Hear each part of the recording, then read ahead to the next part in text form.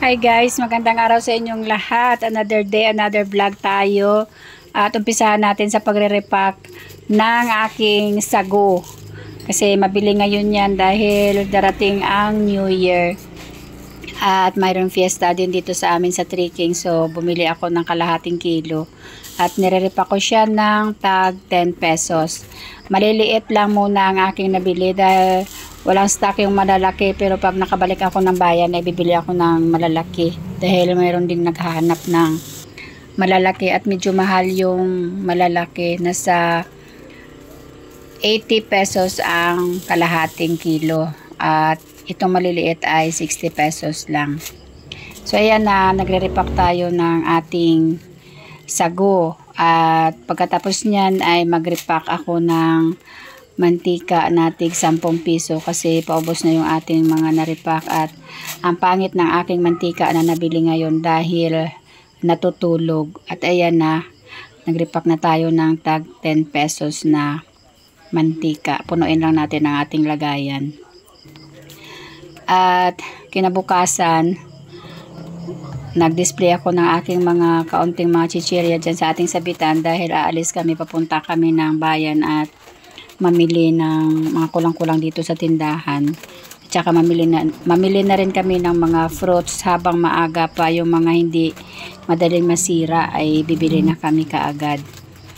At dinidisplayhan ko lang muna ang ating tindahan para pag-alis namin ay nakadisplay na. At ayan na ang ating napamili at nakabili na ako ng sago na malalaki at saka yung tina.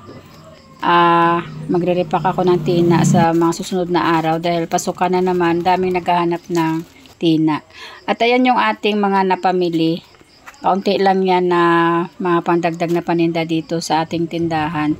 At saka hindi ako bumibili ng maraming palaman.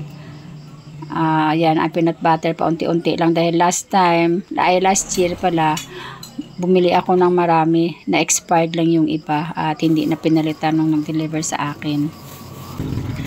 So ngayon ay paunti-unti lang ako pag nabili kasi yung iba naman pumupunta ng bayan at doon na sila namimili ng mga pangpalaman nila, or yung iba kasi karamihan dito sa amin ay may mga motor, so mas gusto nila doon sa bayan mamili dahil mas makamura sila ng kahit kaunti. Kumbaga yung mamili sila doon ng mga kung ano-ano, so isabay na lang nila.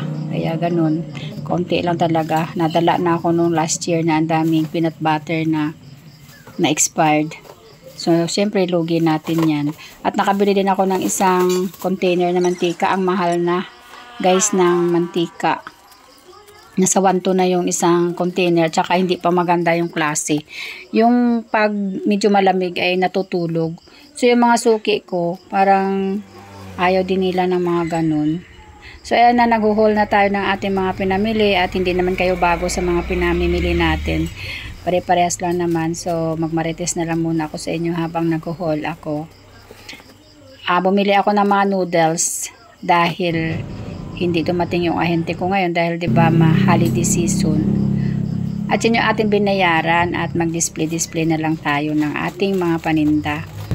So namili ako dahil ayan, wala nang laman yung aking stante ng mga noodles kasi may namili dito sa akin kaninang umaga.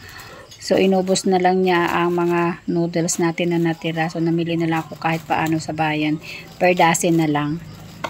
Kasi baka next week ay dadaan yung ating ahente. Siyempre medyo mura ng kaunti sa kanila yung mga noodles. Pero pag sa bayan naman ay makamura ka kung kukuha ka ng tig isang box.